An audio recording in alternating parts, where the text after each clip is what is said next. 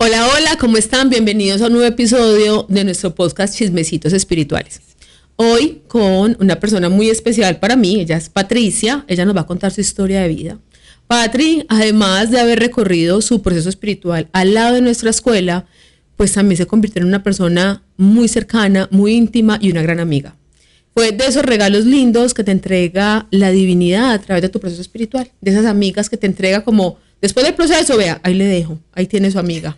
Entonces, ella ha estado fuera del país, casualmente y por circunstancias familiares que ahorita nos contará, está de nuevo aquí en Colombia, la teníamos que aprovechar, entonces por eso la invitación. Patri, hola, ¿cómo estás? Hola Marce, muchas gracias por la invitación, muy contenta pues de participar en este espacio y poder pues contar parte de mi experiencia con ustedes a través de magia, de tu mentoría como maestra, porque realmente digamos que sí funciona cuando uno le apuesta a trabajar en conocerse, ir un poquito más allá y entender la historia de dónde salen las cosas para lograr esos sueños que uno tanto anhela en su corazón.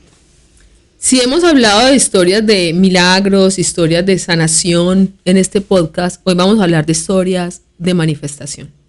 Yo siempre le he dicho a Patri, y hoy se lo digo públicamente, que ella, aquí entre nos, que Patri es una mujer con una capacidad de manifestación increíble. Creo que es la persona con la mayor capacidad de manifestación que yo he conocido, y eso es mucho decir, porque conozco muchas personas en este tema espiritual. Obviamente que no le digan las cosas una cosa es otra que se las crea, ¿sí o no? Totalmente de acuerdo. Pero bueno, antes de que lleguemos a ese punto, Patri, empecemos por el principio. Empecemos por conocerte un poquito, conocer tu historia desde el inicio. ¿Cómo fue esa infancia?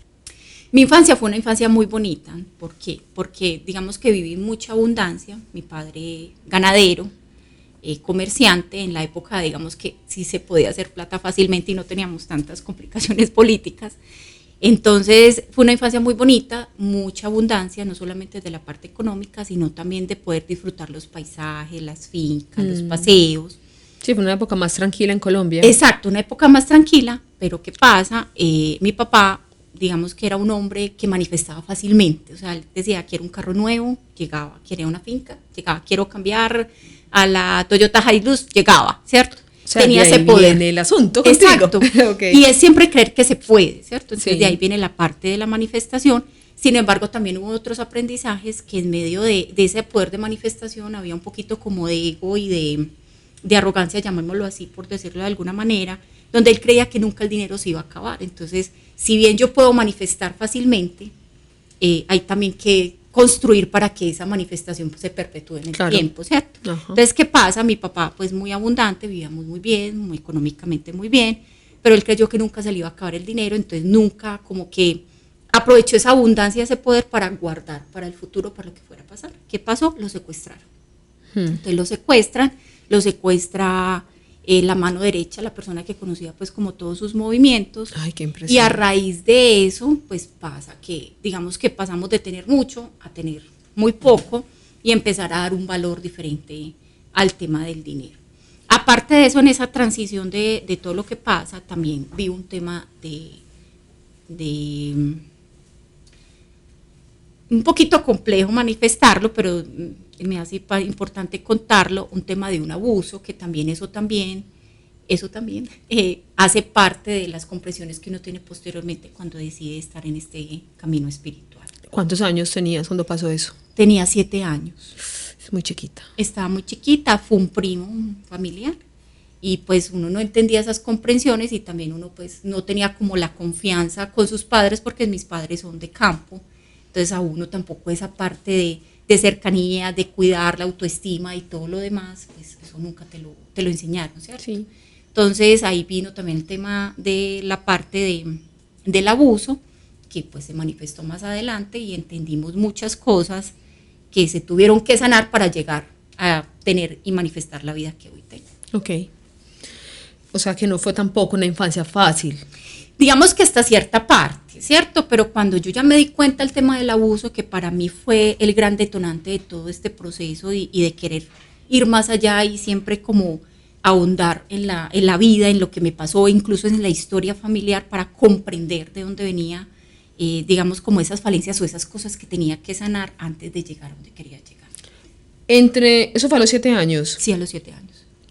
Desde los 7 años, o sea, ¿qué pasó después? ¿Qué pasó después de esa situación de abuso? ¿Papá vuelve a la casa? Papá vuelve a la casa, ya entra el tema del secuestro. Ok. ¿Sí?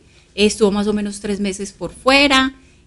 Fue difícil porque a mí me tuvieron que esconder porque no, pues salíamos para el colegio, el transporte, pues la vida y la dinámica familiar cambió, pero digamos que no me sacaron del colegio, Okay. yo iba perdiendo el año, entonces también ir a hablar con los profesores, contar la situación.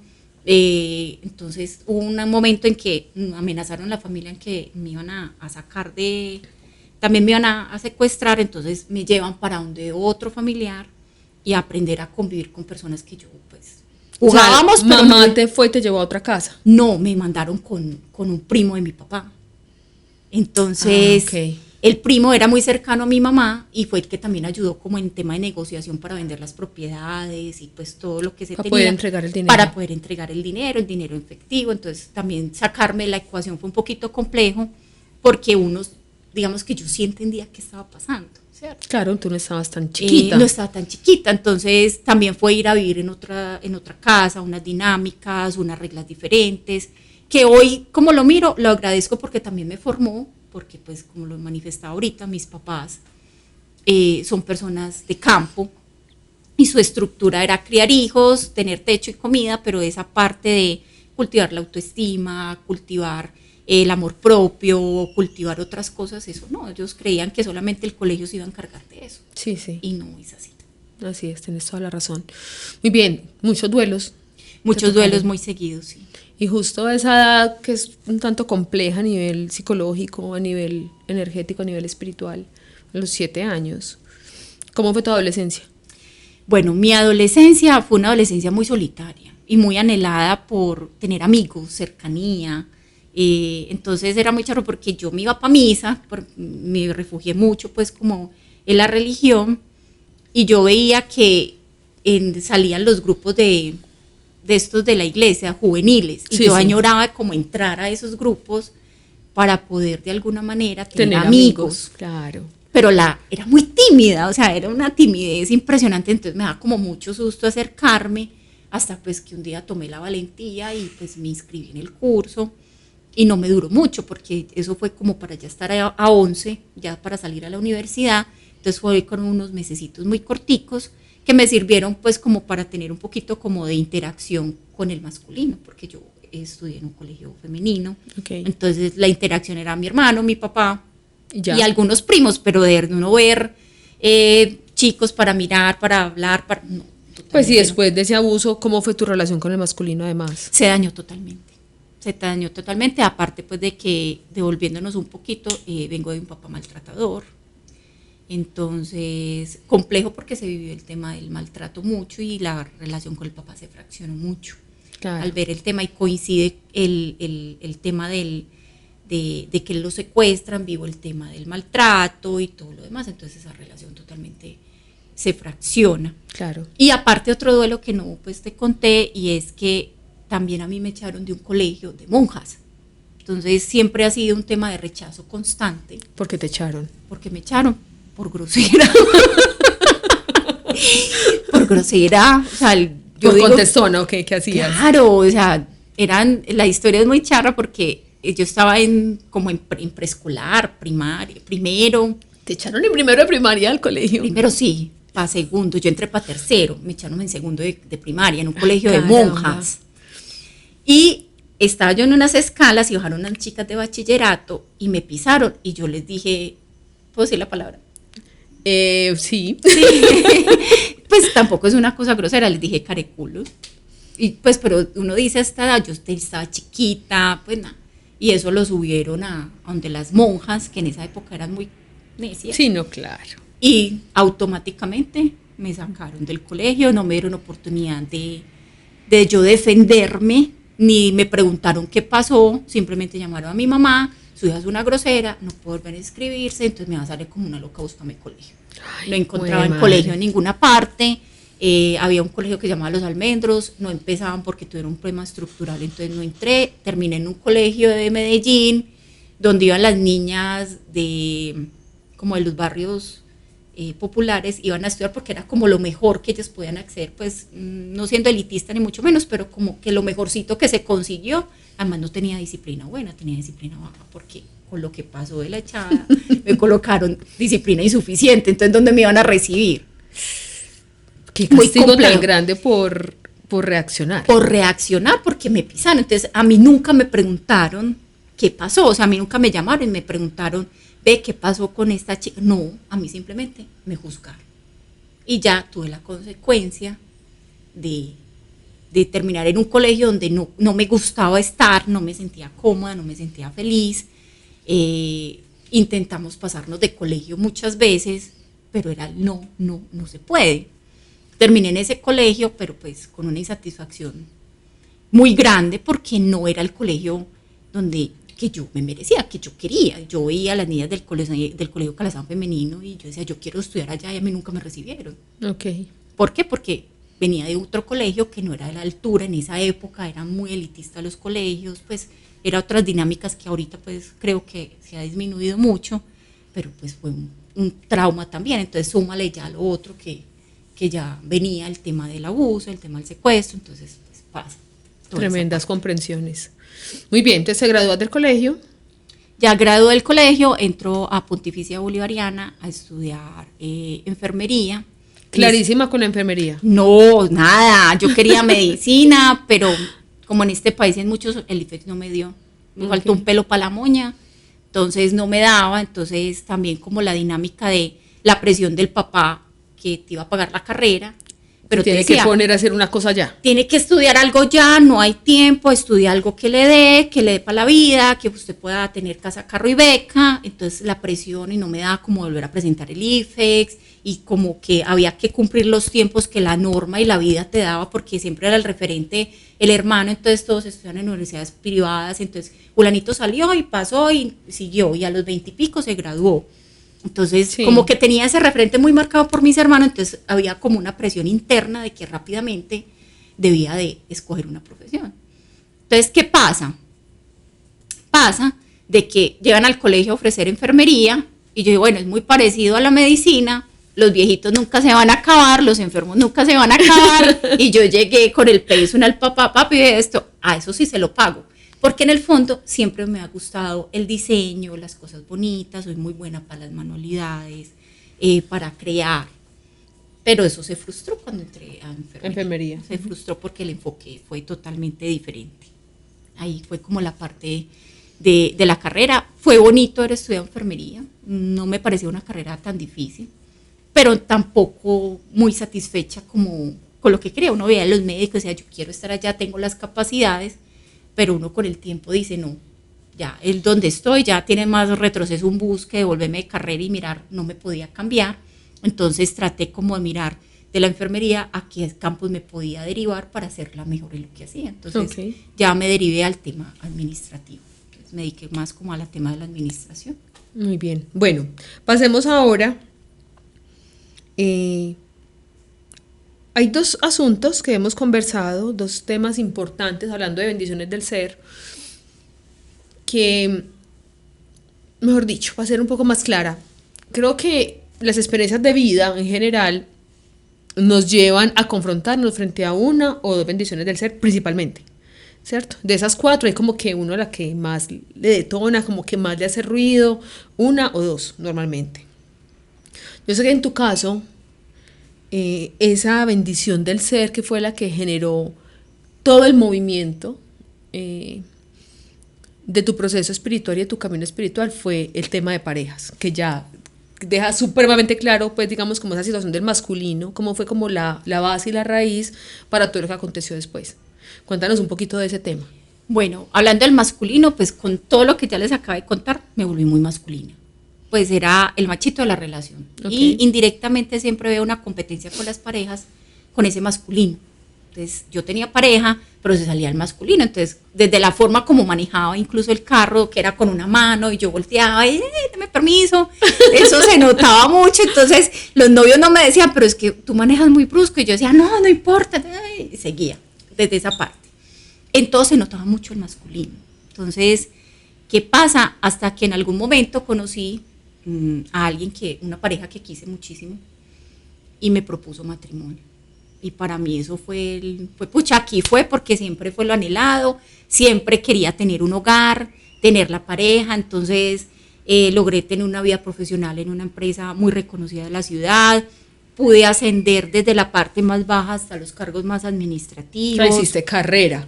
Hice carrera, o sea, en esa parte lo lograba, o sea, en esa parte de manifestación, yo quiero tal puesto en tal parte, subía. Okay. Me quiero ir, yo me acuerdo que lo decía mucho, me quiero ir para piso 8, que piso 8 era como la parte administrativa donde estaban todos los gurús que crean como toda la magia a nivel del sistema de salud. Y decía, yo quiero estar allá. ¿Cómo? No sé, hacer qué, no sé, pero yo quiero estar allá. Y lo logré. Okay. Muchísimos aprendizajes. En esa empresa era el piso 8. Piso 8. Ay, tan particular. Bueno, era el piso. Muy particular eso del piso 8 porque en mi carrera, que también es del área de la salud, uno como que siempre tiene como una empresa aspiracional, como cuando está en la universidad. Bueno, el piso 8 era el lugar donde todos queríamos llegar cuando terminábamos la carrera, pero era en el sector público.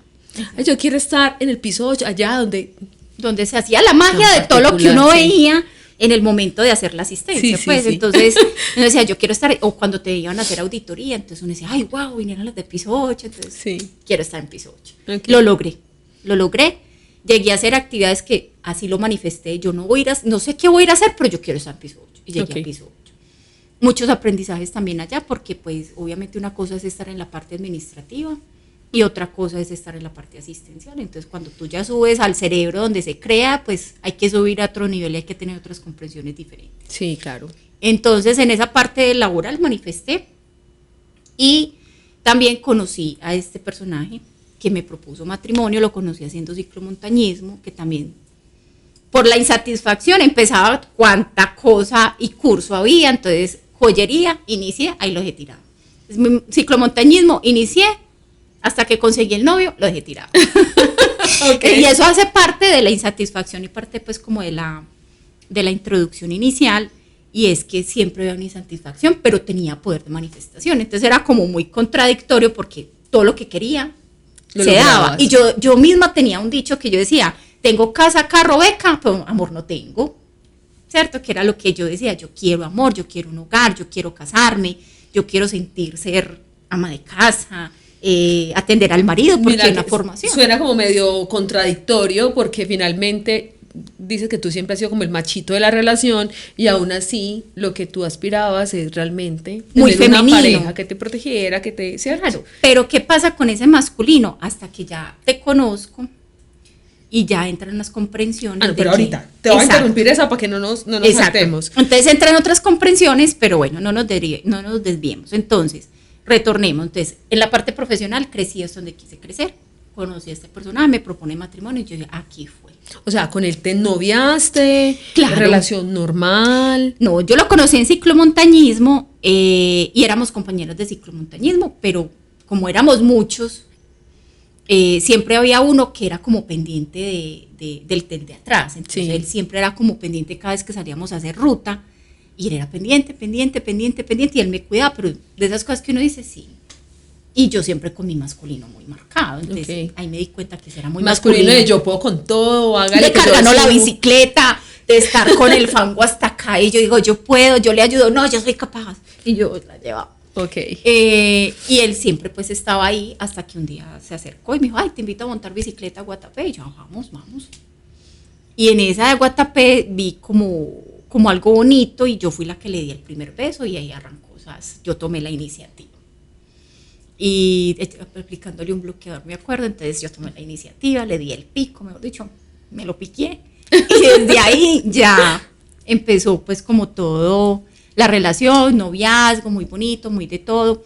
Él sabía, yo le manifestaba que yo me quería casar, yo le decía, yo me sueño que me propongan matrimonio, toda la cosa, pero siendo también toda muy masculina. Okay. Y él lo logró. Nos fuimos a pasear a Panamá y en el avión de regreso me propuso matrimonio. Okay. Fue muy bonito, fue una experiencia guau, como todas las que nos soñábamos, me propuso como yo me imaginaba. ¿Cuál princesa? El anillo de compromiso era igualito al que yo alguna vez en una revista corté cuando vino Kevin a la ciudad. Sí. Y yo la hoja incluso hasta hace poquito la boté. El anillo tal cual que yo quería, que me llegó, o sea, sí se puede manifestar. Ok. Solo que él vino, aparte de darme la manifestación, vino a darme una enseñanza muy importante.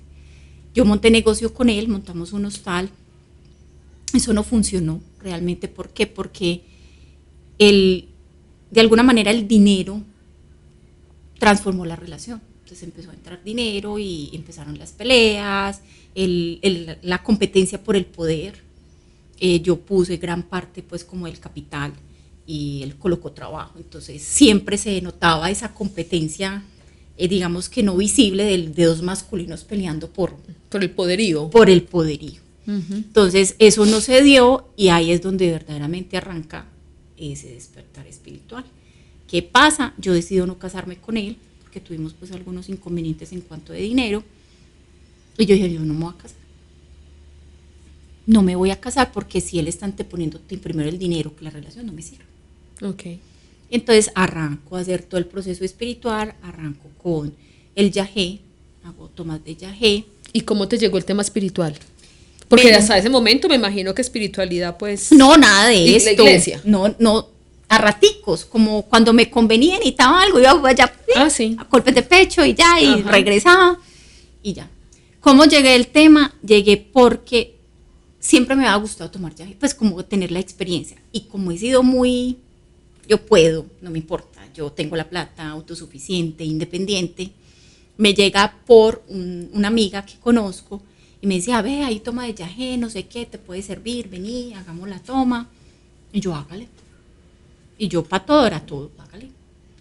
Nos fuimos a tomar yagé, ellos eran psicólogos, entonces antes de tomar yagé tenías como consulta psicológica, entonces como me había dejado el tema de no casarme con este chico y el proceso de evolución del anillo, y bueno, todas las peleas que se dieron alrededor de eso, de plata, de mirar, de cómo vender la parte, y bueno, en fin, llego al tema de yagé, pero inicialmente por una terapia psicológica. Ok. Sí, pero digamos que el gran premio era tomar yagé como para rápido solucionar, entender, porque siempre me he movido como quiero todo ya, rápido, me quiero pasar el proceso. No como buena fuego. Como buena fuego, sí. O sea, rápido, no, pues como que no. ¿Qué hay que hacer? Yo lo hago y ya. Y si tengo la plata, ya tenga, sin Bolívar sobre Santander de una. Si hay que hacerlo, lo hacemos. Sí. Entonces, entro, terapia psicológica, te preparan, te escuchan, iniciamos proceso. Cuando ya uno estaba listo, inmediatamente tomamos yagé. Ok. La toma muy bonita, primera vez que de un contacto pues con si existen los extraterrestres. Sí existe, o sea, eso es muy bonito para los que tengan la apertura mental. Hay quienes dirán, no, se fue a pegarse una drogadicción, pero no, realmente no fue eso. Es un trance muy bonito que a mí me dio mucho entendimiento y con la preparación previa que tuvimos de los psicólogos que eran expertos en tomas de yagé y de las lecturas y las simbologías que salían alrededor, pues yo entendí muchas cosas de lo que les conté al inicio. Entonces, en esa primera toma salieron los slides de lo que fue el abuso sexual. Ok. Yo no lo tenía hasta ese momento yo no sabía del abuso, o sea, yo como que borré ese pedazo, esa amnesia selectiva. No lo recordabas. No lo recordaba. Yo hice como amnesia selectiva, yo lo borré de mi mente y en la toma del yagé volví a vivir igual. La escena completo, me acuerdo qué carro era, qué trapo era, qué ropa tenía, cómo hizo el procedimiento, todo, literal. Entonces ya con eso digo, aquí hay algo que sanar. Entonces siempre que uno hace una toma responsable de yagé, no los estoy mandando a tomar yagé, hay un taita y ese taita, cuando uno ya al final de la sesión, uno le cuenta la simbología, lo que ve, entonces él te orienta y como veníamos con psicólogos, pues seguimos en el proceso psicológico y se hicieron otras tomas a raíz de eso. Entonces ahí entendimos mucho cuál era la pelea que yo tenía casada con el masculino. Okay. Entonces ese fue como el inicio de entender que si yo quería manifestar la pareja que tenía que manifestar, había algo que sanar acá, que era el masculino. Ahí sí, es donde iniciamos ese despertar espiritual. Bueno, entonces, ¿qué pasó luego de los yagé? Después de los yagé. ¿Cuántos hiciste? Hice 4 yagé. Okay. No fue necesario más. El cuerpo te lo pide, o sea, es un poquito difícil expresar con palabras lo que se siente, pero realmente para mí no es un tema de que me voy a ir a drogar, no. Es bien manejado, bien guiado, uno logra tener como unos avances psicológicos importantes. ¿Qué pasa? Yo quedo muy inquieta porque mi objetivo era mi hogar, mi familia, casarme de blanco, todo lo que siempre nos soñaron de Disney, llamémoslo así, y como no lo lograba, o sea, yo tuve muchos novios, yo tuve prospectos, los que haya querido, o sea, desde el médico más pupi de Medellín, del de mejor posición, pero no, eso no pegaba, o sea, mejor dicho, me sacaban por algo que yo nunca entendía qué pasaba. Okay. Ya había iniciado el proceso con el masculino, sin embargo seguía pasando que tenía relaciones y eso 2, 3 meses, máximo 6 meses, ¿qué pasó? No pasaba el proceso, no ni siquiera pasaba el proceso de admisión, de prueba, no pasaba, era muy el periodo de prueba, no pasaba el periodo de prueba, había una época que era cada 3 meses y yo decía, pero no pasó el periodo de prueba, ¿qué pasa? ¿Qué hay en mí que hace que ellos se vayan, pero tampoco tengan la valentía de decirme, ¿sabes qué? O sea, es que se perdían o dejaban de llamar, o como dice uno, lograban el objetivo, hacían la vuelta y se iban, y uno decía, entonces yo quedaba muy aporreada, claro, porque yo decía, si yo en esencia, yo hacía como acto de contrición y yo decía, yo como mujer soy una mujer buena, entonces yo miraba la parte profesional, soy exitosa, me va bien, no soy conchuda, no busco sacarles dinero, pues antes era amorosa, les hacía el desayuno, los atendía, me pasaba incluso de generosa dándoles regalos, pues, o sea, como otras cosas, pero yo no entendía que antes estaba haciendo mal. Claro. Pero entonces, nunca me dijeron, o sea, a mí nunca me hicieron un proceso de retroalimentación, nunca. Pero entonces, ¿quién te iba a hacer proceso de retroalimentación, por Dios? Ojalá. Novios, por favor, cuando dejan, hagan feedback. Sí, súper importante, o sea, y eso me cuestionaba mucho. Entonces ahí es cuando llego a conocerte a través de una compañera de trabajo. Sí, eso sí lo recuerdo que bien. Conocía pues la hermana estudió contigo, sí, si no estoy mal, y ya iniciamos el proceso y arrancamos como a hacer una formación que en ese entonces se llamaba formación básica, pues ya ahora tiene otro nombre más exquisito y mejor. Y arrancamos el proceso de entrar más profundo, a tierras mucho más profundas, a entender qué era lo que pasaba. ¿Qué lograste comprender? Logré comprender básicamente que hay que aprender a integrar el femenino con el masculino, ¿sí? Que uno no se puede ir, o sea, los dos hacen parte, pero uno no se puede ir solamente para esa parte.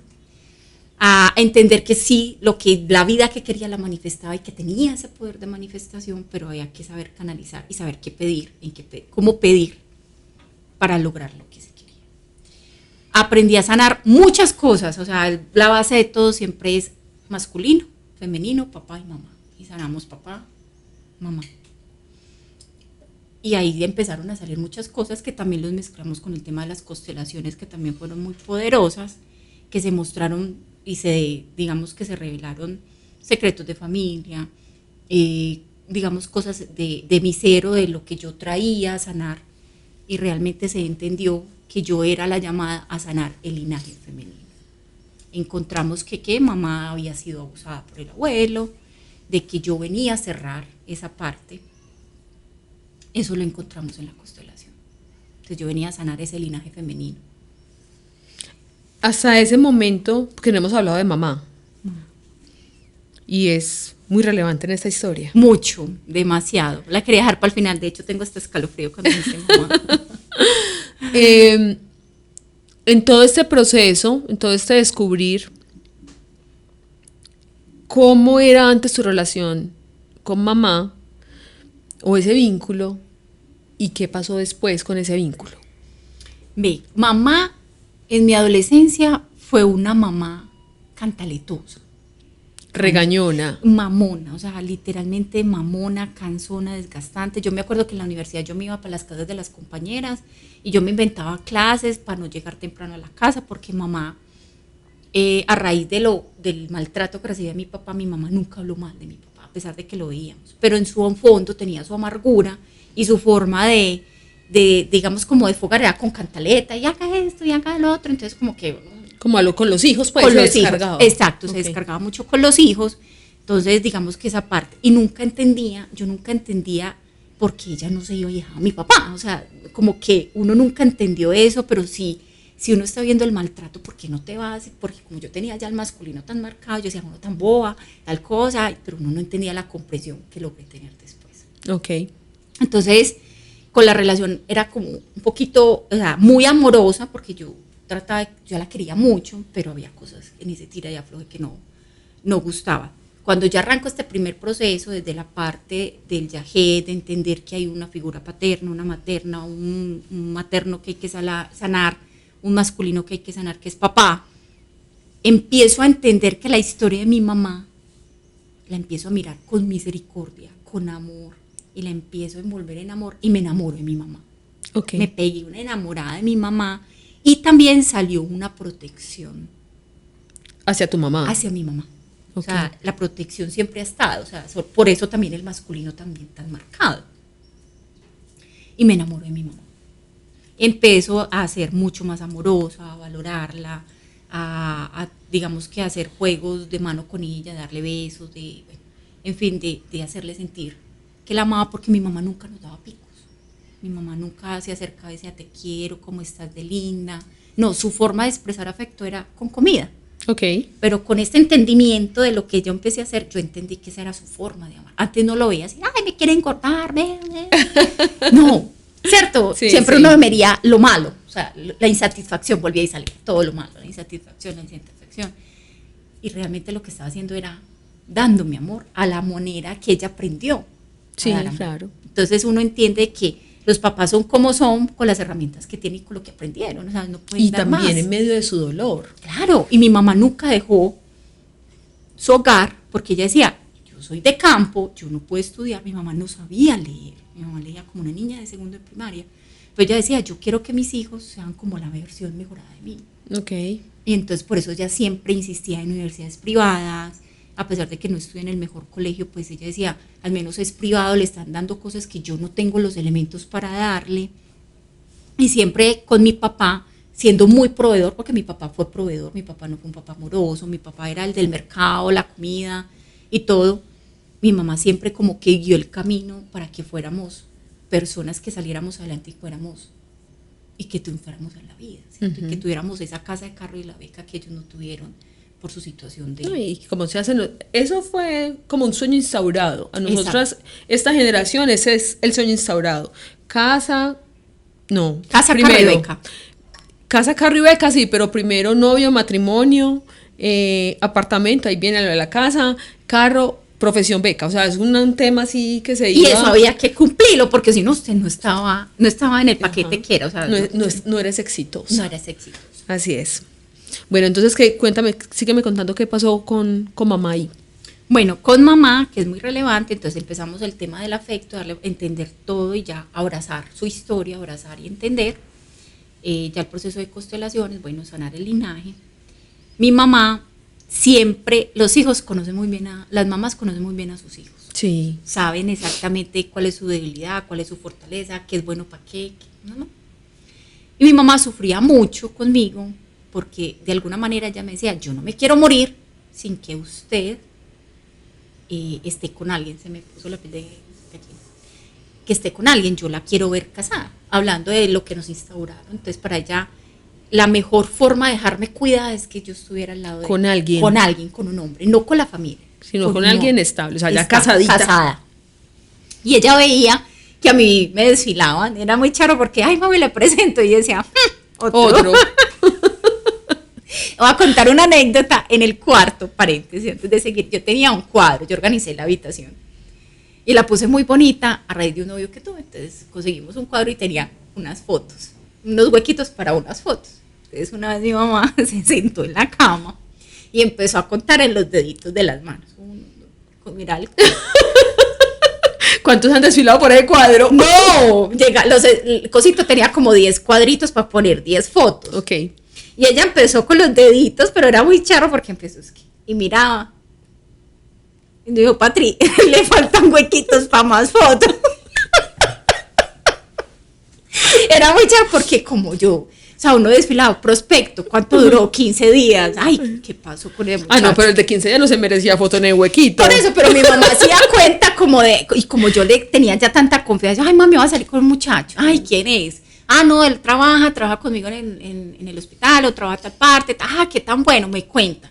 Y hasta me decía, ¿y qué se va a poner? Entonces, como que había mucha confianza. Entonces, esa es una anécdota que en la casa todos nos reímos mucho porque ella llega ahí sentadita. Haciendo cuenta del fulano, perano, sutano. Y ya estaba muy mayor, entonces era muy charro porque llegaba y ella, mi mamá era muy, muy expresiva con la cara, entonces llega ahí con esa picardía. Entonces es una anécdota muy bonita, me hace acordar mucho de ella. Entonces, volviendo al tema, ¿qué pasa? Entonces mi mamá me decía, quiero que estés con alguien, yo no quiero que... Entonces ella veía que yo sufría mucho, yo lloraba por uno, tema. Por el otro, me dejó tal cosa, y ella sufría mucho.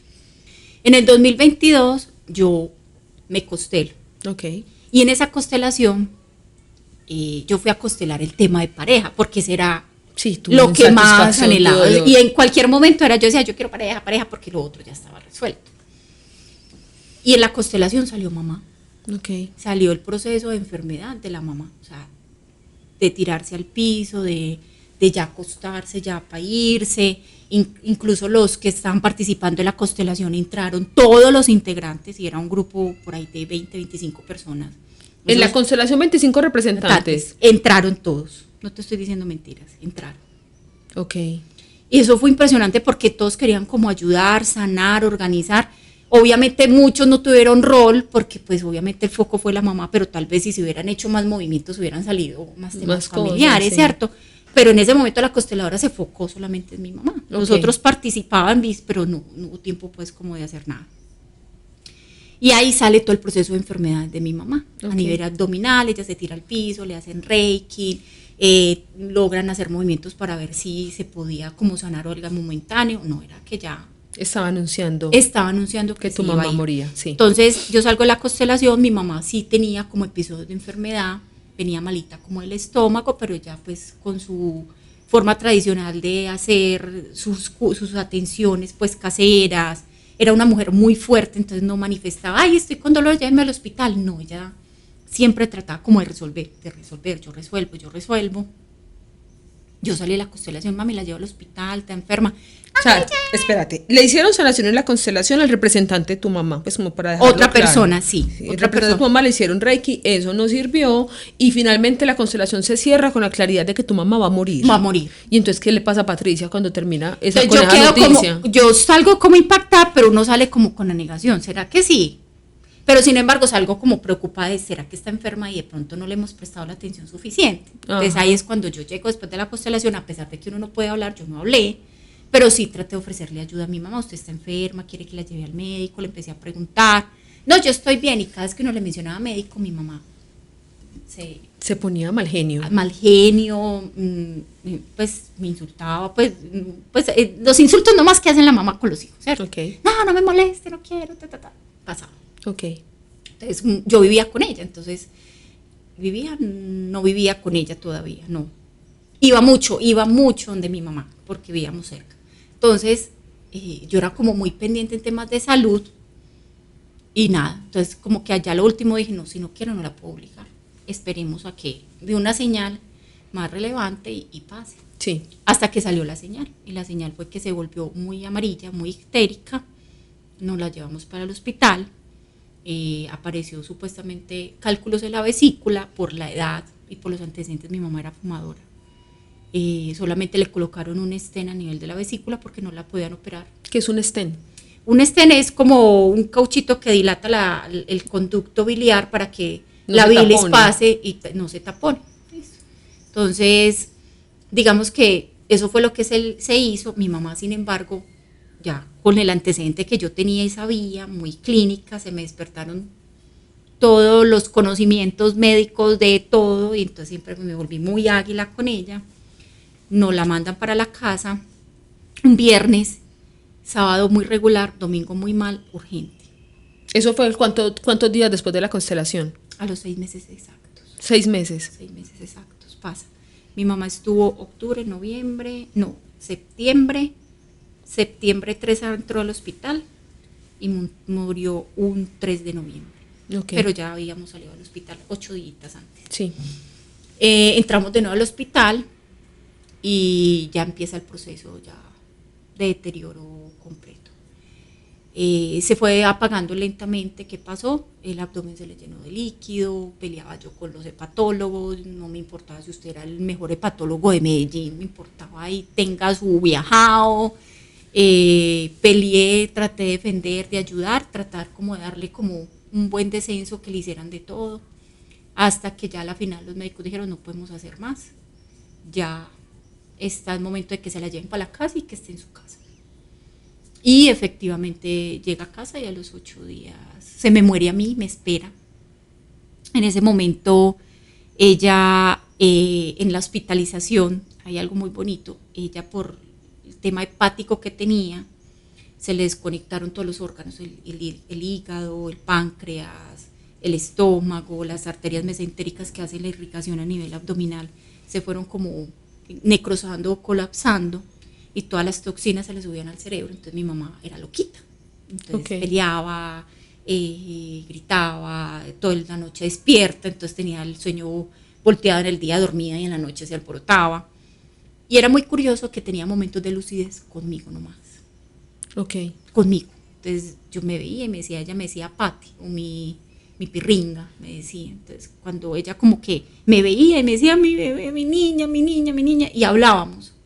Y en ese hablar, ella me decía, ¿qué hay de Carlito? ¿Qué hay del flaco era, que te le decía? No, ella le decía una expresión más feita, pero no la voy a decir. Por el ojiclarito, me preguntaba por el ojiclarito, el que se fue para Chile, ¿usted qué ha sabido de él? Y yo, no mami, él tiene su novia, él está bien por allá. ¿Y quién era él? Bueno, ¿quién era él? Pues para hacerle un paréntesis, entonces, para poder para como... que entender. Entonces sí. Ahí dejamos en el ojiclarito.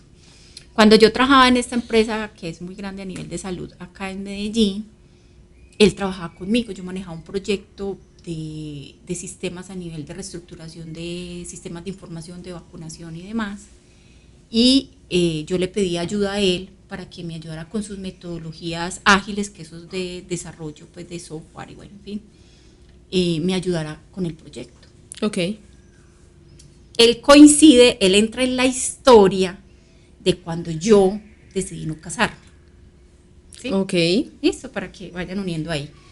En ese momento en que yo decidí no casarme, yo estaba manejando ese proyecto y entra Carlos a hacer parte del equipo del proyecto. Muy bien. Listo.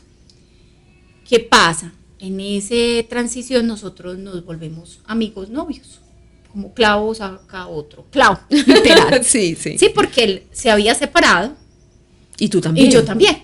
Pero nosotros nos conocimos, empezamos como amigos, empezamos a trabajar, y en ese vaivén de ir a trabajar, vamos a tomar cafecito, como también me encanta el café, soy súper cafetera, sé de café, eso fue como lo que nos unió para conversar, y empezamos a salir, pero pues no había como mucha, o sea, se hablaba de cosas de futuro, pero uno en el fondo dice, no, este también está pasando por un proceso, y yo también, entonces... Como entretengámonos, pero no se decía explícitamente, pero pues uno sabe que ahí está ese espacito.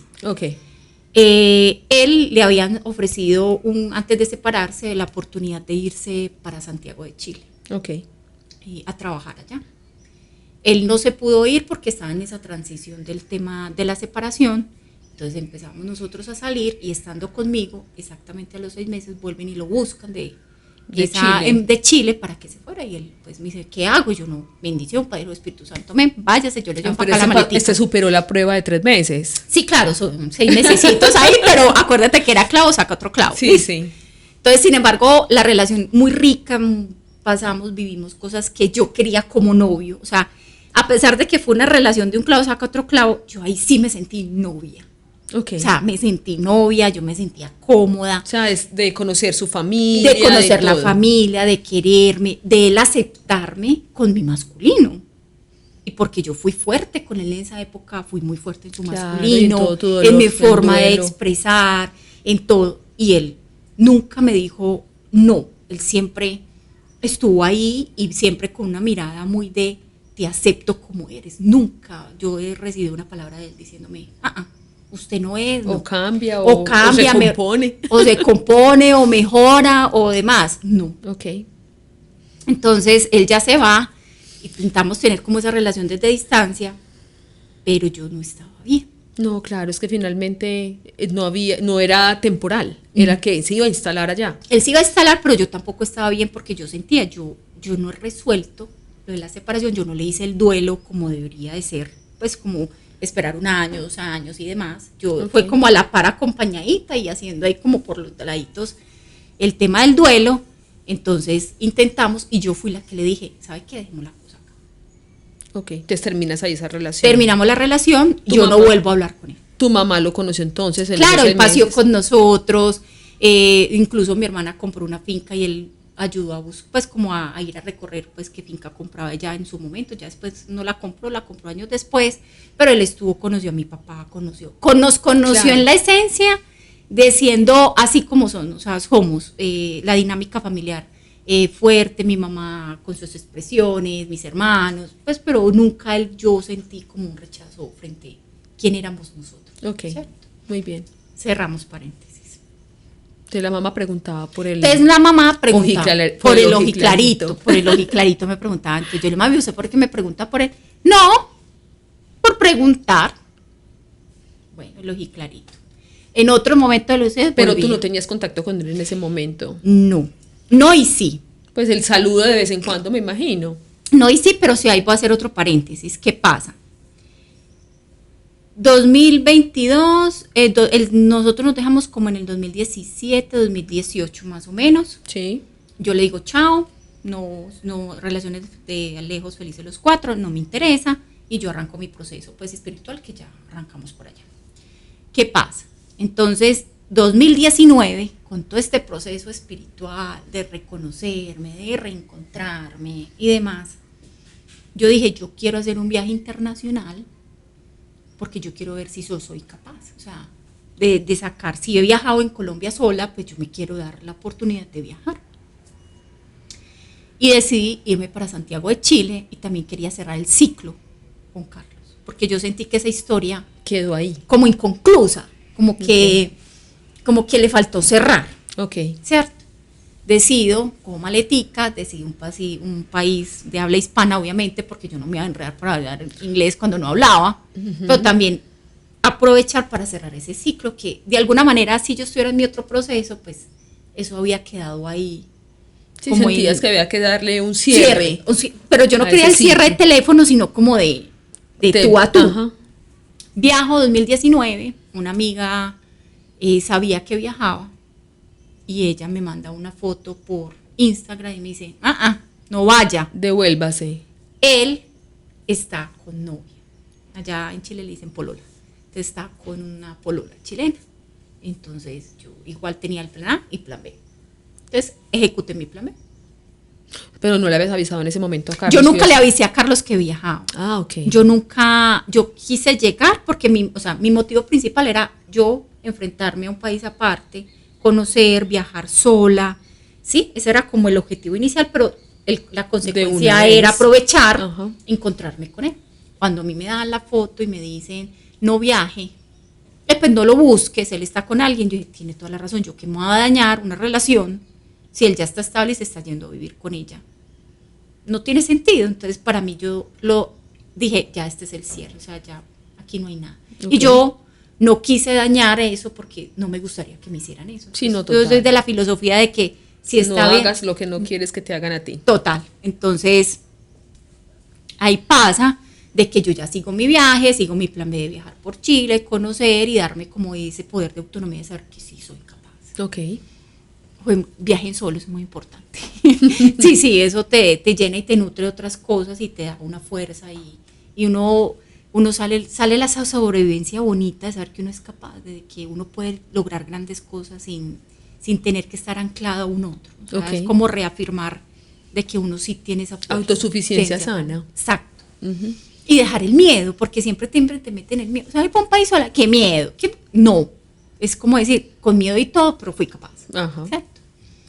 Entonces ya viajo, hago mi paseo completo, regreso. Y O sea, él igual te vas para Chile, paseas en Paseo, Chile y todo, sigue mi- y ya Exacto. regresas, ok. 2022, después de pandemia, él me envía una invitación a Instagram, ve mi Instagram y ve que yo viajé a Chile y me llama, me hace el reclamo. Él no tenía ya mi número, él lo había borrado. Me dijo, ¿cómo así que estuviste en Chile y no me visitaste? Entonces le conté esta historia, yo quise esto y esto, pero tú estabas y yo respeto eso, Y desde ahí empezábamos a hablar. Ok.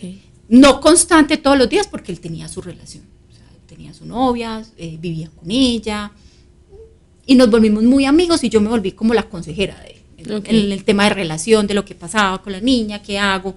Hasta en algún momento le recomendé psicólogo, bueno, terapia de pareja, bueno, en fin, todo lo que hicieron. Y ya, pero no pasaba de ser un amigo. O sea, yo ya lo miraba con cara de amigo. Ok. ¿Listo? Bueno, volvemos al tema de la mamá. Entonces volvemos al tema de la mamá. Entonces la mamá me preguntaba por el ojiclarito. Esa es la historia del ojiclarito. ¿Qué pasa? Entonces él me llamaba ocasional, no era frecuente, me llamaba ocasional. Sabía que mi mamá estaba enferma, pero desde la distancia, pues él me iba, ay, ya, ¿cómo amaneció? No, normal. Mi mamá muere el 3 de noviembre y él llega a Colombia el 5 de noviembre. Yo no sabía que iba a viajar, no tenía ni idea. Él no sabía que la mamá había muerto. No sabía porque uno en ese momento no le... Ay, va a llamar un Facebook, un Instagram, a decir, ay, se murió mi mamá. No, uno está en su dolor y uno no le importa si el que va, uno siempre se va a recordar quién va a los velorios. Eso fue una sincronía divina, digámoslo así. Digámoslo así. O sea, eso no tiene más relevancia porque mi mamá preguntaba del ojiclarito, sabiendo que desfilaron muchos. Que pues no alcanzaron en el cuadro. Exacto, si le hizo conteo con los dedos. No alcanzaron los cuadritos para ponerle las fotos. Ajá. Desfilaron mucho, entonces, y casualmente él llega el 5 de noviembre a Colombia. Nos reencontramos, yo me retorno a vivir con mi papá una temporada, porque yo vivía sola, ya pasó que me quedé con un tema de empleo, bueno, en fin, cosas así, retorno, pues a cuidar más a mi papá más que a vivir con él, pues a estar como más con él, con todo este proceso, y empezamos a hablar. Él se quedó una temporada larga, ese noviembre, parte de diciembre, y se despertaron cositas, pues como que ese gusto, el hablar, el que yo me sintiera otra vez como en casa, cómoda, sin juzgar, siempre me entendía, nos reíamos. Yo me sentí muy cómoda otra vez con él y empezaba ya. Y tú en duelo, teniendo presente que te había dado duro la muerte de mamá. Mamá me dio de los dolores más duros y el golpe más duro fue la muerte de mamá. Uno siente realmente, yo lo expreso así, como que uno siente que se le corta ese cordón umbilical invisible que tenemos todos con la mamá. Se siente, o sea, al menos cuando uno logra tener una relación tan cercana, se siente ese desprendimiento. Y yo lo sentí, además porque mamá me esperó para morirse. Me eligió. Sí. Y ella me despertó a las 3 de la mañana. Y ya me decía, hágale que ya me voy. Hágale pues. Pero ¿cómo así te despertó? Estábamos dormidos, yo dormía al lado de ella. Y ella empezó a quejarse y me decía, hágale pues, y hágale pues. Eso es que ya se iba a ir. Ok. Y antes de irse me pidió una salchicha. Me vuelvo un poquito en la historia. Estaba la cama de ella, la cama donde cuidábamos, mi papá dormía en otra habitación y otra tía en otra habitación. Cuando mi mamá empieza, como a las 3 de la mañana empieza a quejarse,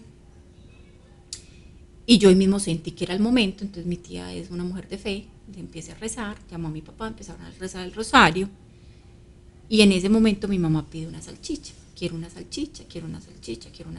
Entonces mi tía para el rosario, va por la salchicha y mi papá se fue, no quedó en la habitación y ella empieza a decir, hágale pues. Entonces yo entendí que ella se iba a ir. Okay.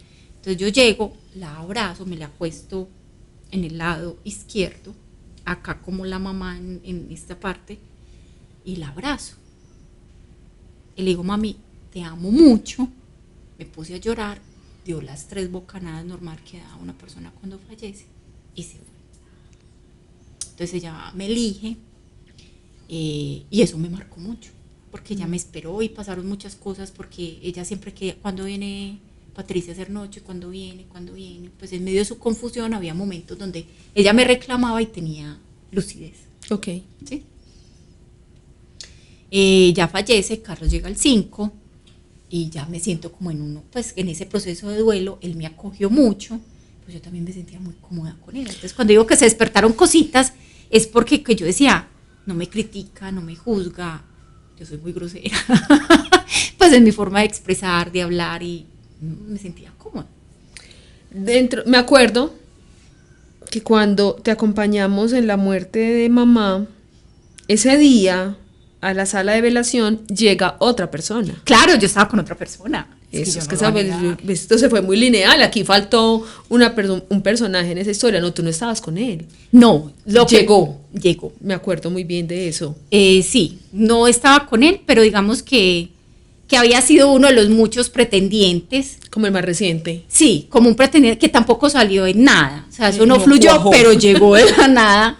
Y uno dice, ¿pero qué pasó? Sí, me acuerdo Pues que yo estaba muy impactada yo digo ese que día. yo estaba con él y es porque, pues, había estado como en conversaciones, como que no fluye, sí fluye, no pasa, sí pasa.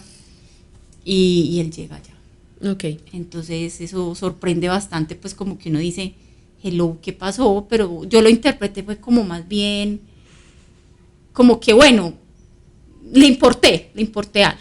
Pero él también te hace una propuesta. Este Sí. personaje, estamos hablando del personaje que llegó a la velación de tu mamá. Claro, él me hace una propuesta y entre esa propuesta era que nos fuéramos para Australia. Sí.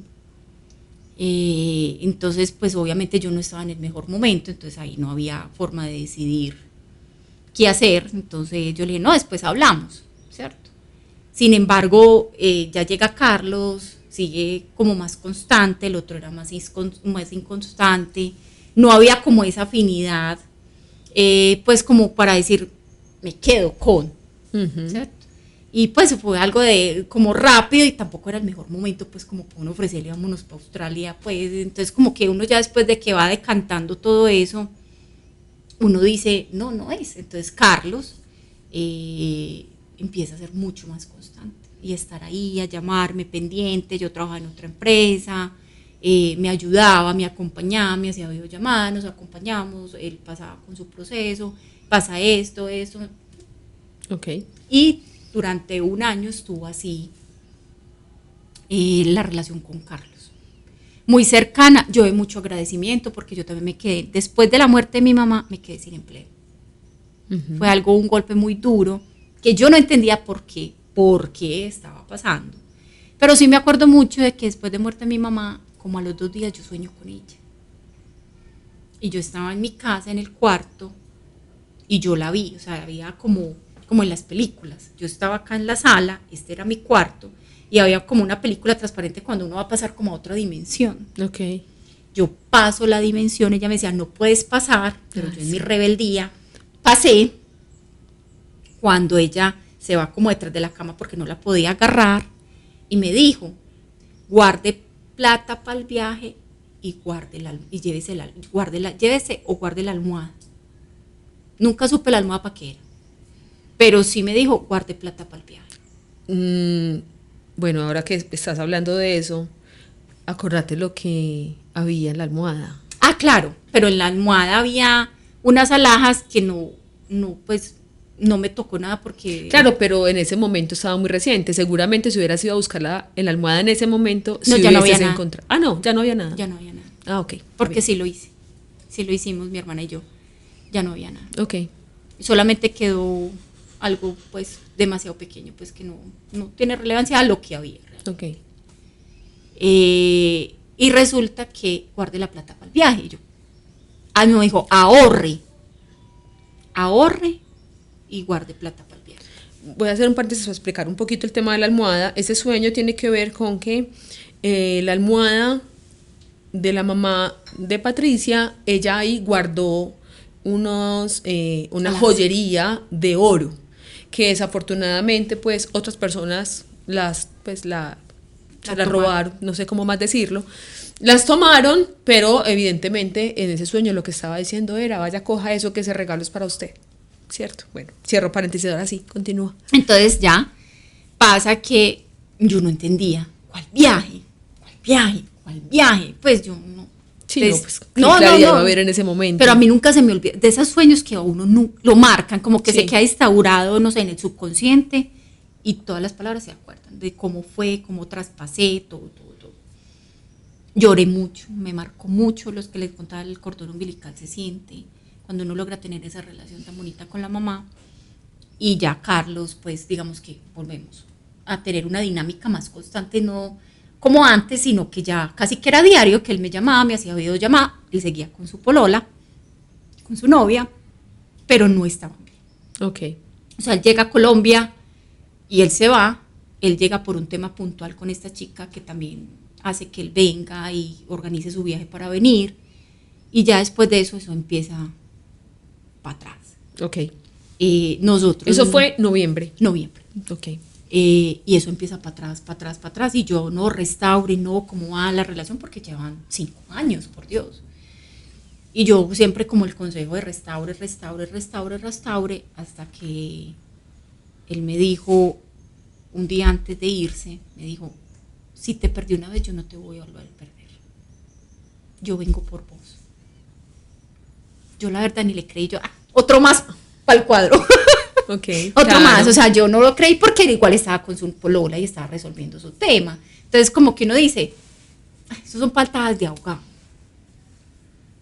Entonces ya, sin embargo, seguimos conversando y yo me sentía bien, o sea, el hablar con él me gustaba, me sentía cómoda, me sentía comprendida, podía hablar como yo era, o sea, yo no tenía que pulir en el lenguaje, no, o sea, salía Patricia en su fase más reptiliana hasta la fase más señorita de princesa, pues. Ok. Entonces ya empezamos a hablar y esa relación para atrás, para atrás, para atrás, para atrás. Viaja él. O sea, de regreso a Chile. Se va para Chile. Uh-huh. Esa relación para atrás. Él viaja como a los 2-3 meses más o menos. Creo que eran 2 meses. Vuelve Vuelve a Colombia. Ok. Entonces él toma la decisión de regresar. Volvemos y nos vemos como amigos. O sea, febrero más o menos, marzo, vuelve. Y ya él dice, no quiero más. Yo voy a resolver esta vaina. Yo le dije su decisión, pero yo aquí no me he metido. Nosotros éramos amigos, nosotros, mejor dicho, ni nada más me cateaba las cositas, nada, éramos amigos. Ok. Amigos, y yo también con mucho freno de mano, porque digamos que con la mamá yo empecé como a hacer remembranza de muchas cosas que le dicen a uno, guarde eso, todavía no, espere, que ese es el objetivo del hombre. Entonces como que yo dije, voy a hacer las cosas diferentes esta vez. Ajá. Entonces él dijo, no, yo ya vino a hablar con los papás, organizó muchas cosas, los papás son como muy consejeros de Carlos, y él resolvió, regresó allá a Chile y desbarató esa vuelta. Ok. La mamá le ha dicho que era como con pausa, con su avena, con su pitillo. Él no, ¿dónde fue radical, chao. Esperó un tiempo pues que la chica pues lograra conseguir para dónde irse. Él tuvo ahí como una convivencia ahí, ella en su cuarto y él en el otro cuarto, hasta que ya se disolvió todo y empezó a viajar más constante. Entonces en las viajadas él siempre manifestaba que si quería estar conmigo, que yo era de su agrado, que pues, se notaba que volvió y se despertó. Era de su agrado. Así sí. Te dijo, no te creo. No me dijo que era de su agrado, no. Yo aquí friéndome un poquito. Sí, estás como muy decente con esos términos. No, entonces sí, obviamente el gusto se notaba, pues yo sí me le daba los picos, obvio, pero de ahí no pasaba pues de una chupadita de piña. Ok. Y en septiembre él me acompañó mucho, me apoyó mucho porque yo me quedé sin empleo, yo vivía en arriendo, bueno, siempre muy generoso en ayudarme y en apoyarme, no solamente de eso, sino que también inicié a emprender en el camino de la estética, y él estuvo ahí firme, ayudándome, cursos, dándome orientación desde su profesionalidad, y bueno, estuvo ahí. Entonces una vez, él era para septiembre, y yo quise tener un detalle con él. Entonces, me acuerdo que hasta mi hermana me dio la plata para llevármelo para una hostería y como pasar un día de sol, y estando en la hostería, pues él me dice, es que yo vengo es porque me quiero casar contigo. Entonces yo como que en milésimas de segundo yo no dije, ay, me espera hasta mañana, y yo, ¿cuándo? Yo lo único que dije, ¿para cuándo? Ya. Uh-huh. Ahí se como materializó parte de ese sueño que no entendía. No, un momentico. No, espere bien. No te aceleres. ¿Cómo? O sea, ¿eso fue una pedida de matrimonio así? O sea, ¿o ya tenía anillo? Cuéntanos cómo fue eso. No, más que anillo, es muy charro porque nosotros no tuvimos anillo. Yo llevaba unas pulseras de regalo, pues como en son de la amistad, porque yo lo veía, él me gustaba, estábamos despiertos, pero pues yo todavía no me imaginaba ese nivel de compromiso. Nivel de compromiso, no. Yo quise como a llevarlo a la hostería a agradecerle, porque el apoyo había sido incondicional desde todos los ámbitos. Ok. Listo. Entonces yo dije, como maluco, pues de allá para acá y nada de allá para acá. Entonces no, pues hagamos un acto de agradecimiento y Marta fue la Celestina, mi hermana, con las pulseritas, las compramos, es de orito, y yo como en agradecimiento. Entonces, de esas cosas que cuando él me dice, yo, ¿y el anillo para cuándo? Entonces yo le dije, no, pues no tenemos anillos, pero tenemos pulsera. Entonces la pulsera fue como ese anillo que no se tuvo. Sin embargo, en otro momento de mi vida hubiera chillado con el anillo, pero como ya uno ha tenido otras comprensiones, la pulsera representó ese compromiso. Okay. Es un lazo más fuerte para mí, de alguna manera. Sí, mucho más significativo. Muy bien, bueno. Entonces, ¿se cumplió de alguna forma la profecía de mamá? Sí, y yo siento que Carlos es el regalo de mi mamá. Y siempre lo he dicho, Carlos es el regalo de mi mamá. Porque ella añoraba mucho que yo tuviera eso. Yo me sentaba a hablar con ella, yo me sueño casada, yo me sueño teniendo un hogar. No soy una mujer de hijos, pero sí quiero tener el hogar. Y yo me formé para atender al marido, atenderlo bien, pues a la forma de nosotros, pero sí es como dentro de la cultura nuestra, no el servilismo sino de tener un hogar unido, en calor, en unidad, en amor. Sí. Y eso, ella lo sabía. ¿Cómo fue el matrimonio? ¡Ja! Me casé como nunca pensé que me iba a casar. ¿Cómo nunca pensaste? ¿Eso era tu sueño? Sí, pero como, o sea, desde el racional, sí me hago entender, o sea, el sueño de casarme como las princesas Disney siempre estuvo, sino que uno con los años lo va minimizando, sí, y lo va como por debajeando, digámoslo así como pasó con el anillo. O sea, uno siempre veía con su super pepa, pero a la final te va a llevar a lo que quiere, entonces resta un poquito de importancia al anillo, ¿cierto? Sí. Aunque todavía me lo deben tirar. Resta un poquito de importancia, pero porque ya uno dice, ya está sólido, y uno empieza a ver otros elementos que son más importantes que un anillo. El anillo me lo pueden dar después, pero el sentirme bien con esa persona, sentir que me acepta en mi totalidad, con todos mis demonios, con mis lados grises, mis lados rosita, eso es más relevante. Así es. Matrimonio, pues en ese momento pasó, digamos que muchas cosas, porque inicialmente se pensó en un matrimonio civil, pero digamos que ya después evolucionó un matrimonio, digamos, como más pupi, y fue muy bonito. Y también le agradezco a mi suegra, pues, porque ella también ahí... Ella fue la que hizo ahí Hizo la puya también, porque la suegra nos conocía de antes. Y él veía que Carlos era feliz conmigo, se le notaba en la cara, en su expresión, en todo lo que era su ser. Porque él vivió como el momento donde él estuvo con esta chica chilena. Claro, vio todo su dolor. Todo su dolor, y ver que yo llegué otra vez y que le devolví a su muchacho, porque sí, él se perdió, Carlos se perdió, él dejó de ser quien era él por convertirse en lo que quería esa pareja de ese momento. Okay. Él se anuló como persona, y aquí volvió y retornó su hijo, retornó completamente su hijo. Entonces yo soy como muy de esta línea, yo lo llamo brujilística. Me gustaba mucho el campo, los bosques, me soñaba casando por allá en Santa Elena, muy medio hipudo, medio así, pues como... Pero mi suegra conoció el lugar, y esa señora, mejor dicho... Aquí no, y no, como niña chiquita, no me gusta el lugar, yo no me imagino esto. Tu papá, pues mi papá es un hombre mayor de edad, la movilidad en la silla de ruedas, no, busquemos otro lugar. Entonces eso nos puso un poquito como a Carlos y a mí en tira y afloje, ¿qué hacemos? Porque pues obviamente él tenía que responderle a dos reinas, a la mamá y a mí. Entonces yo le dije, listo, cambiemos de lugar, pero sin perder. Sí o sí, yo quiero que haya verde.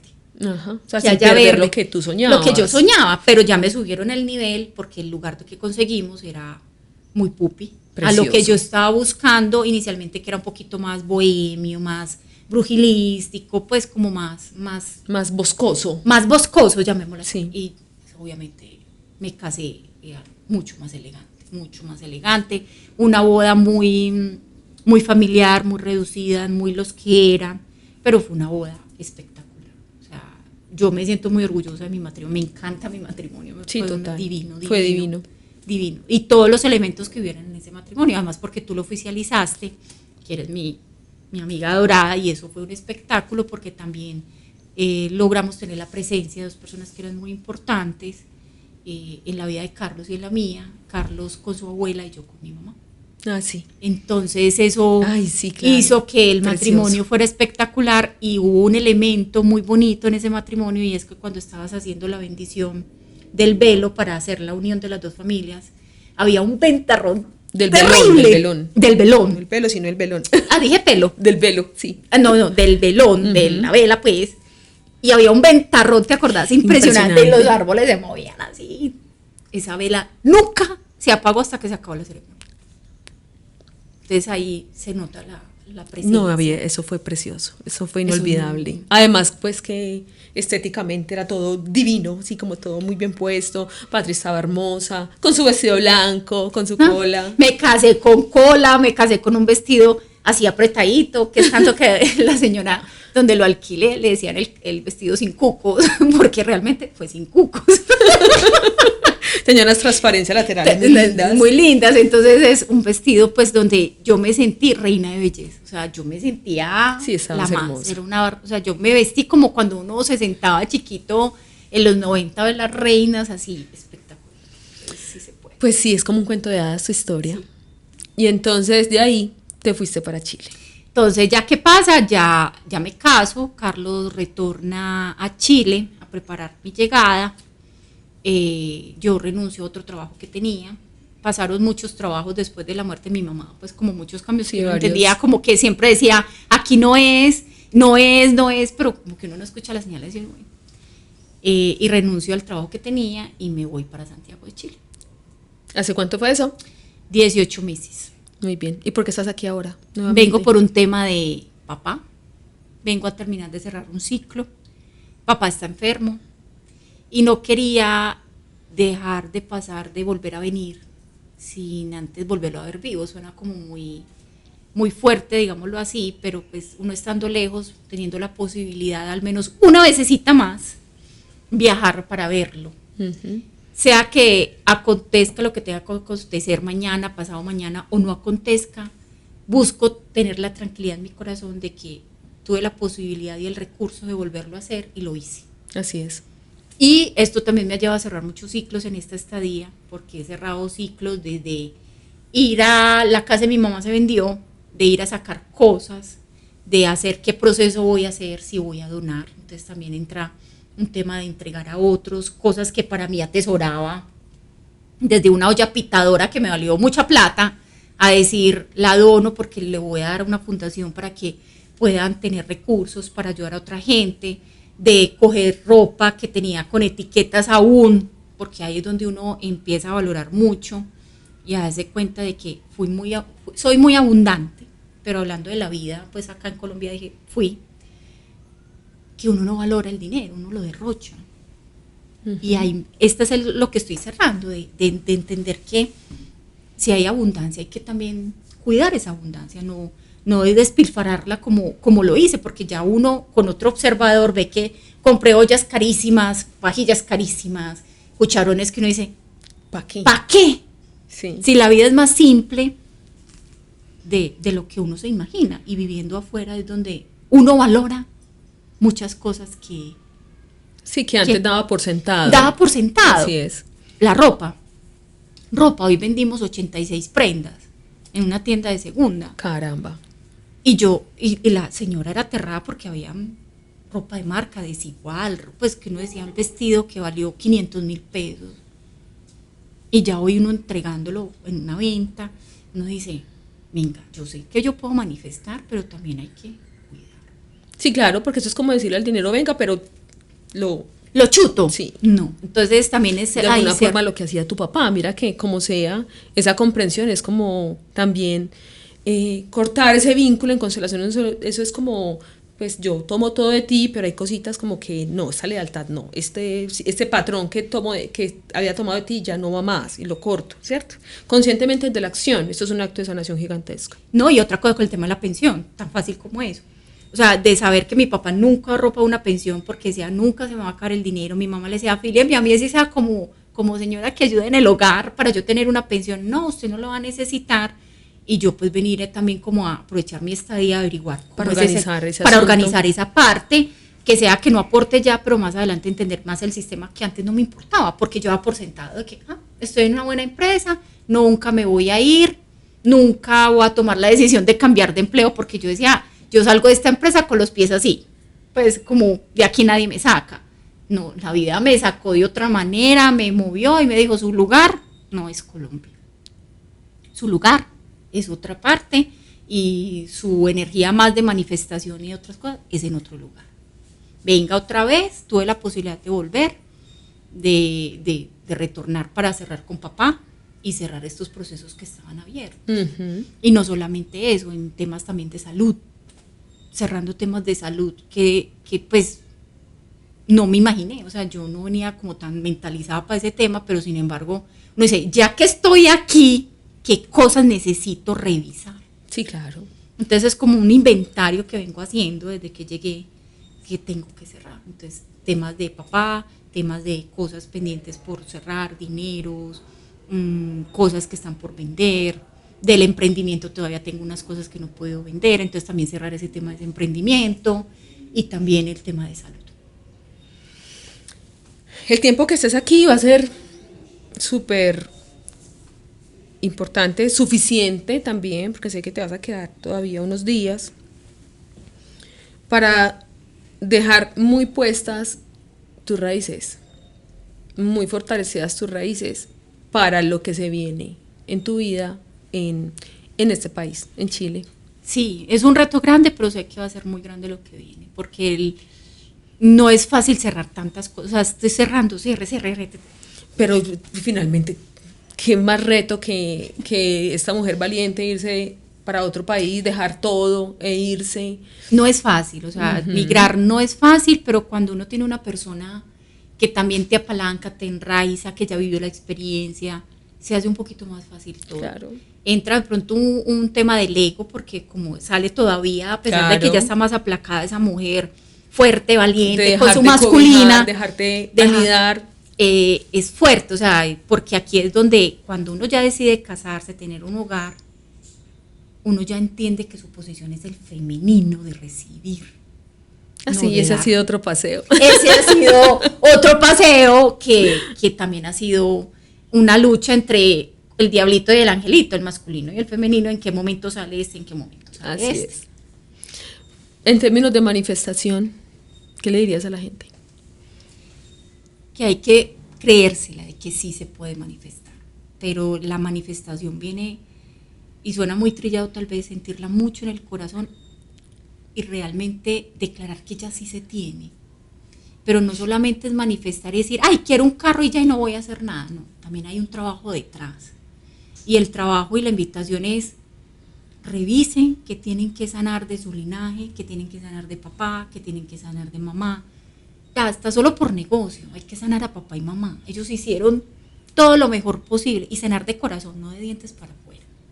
Cuando uno logra tener esa comprensión de sanar papá y mamá y entender que ellos hicieron lo que hicieron con las herramientas que tenían en su momento, eso le abre a uno la capacidad para usted tener el trabajo que quiera, el dinero le llegue, y ahí es la raíz para poder manifestar y manifestar bonito y que se dé en el tiempo que se tiene que dar. Todo era necesario para que llegaras a todo era, y los revolcones y los cambios de empleo, porque yo nunca, ¿te acuerdas que lloré mucho cuando me retiré de esa empresa tan grande?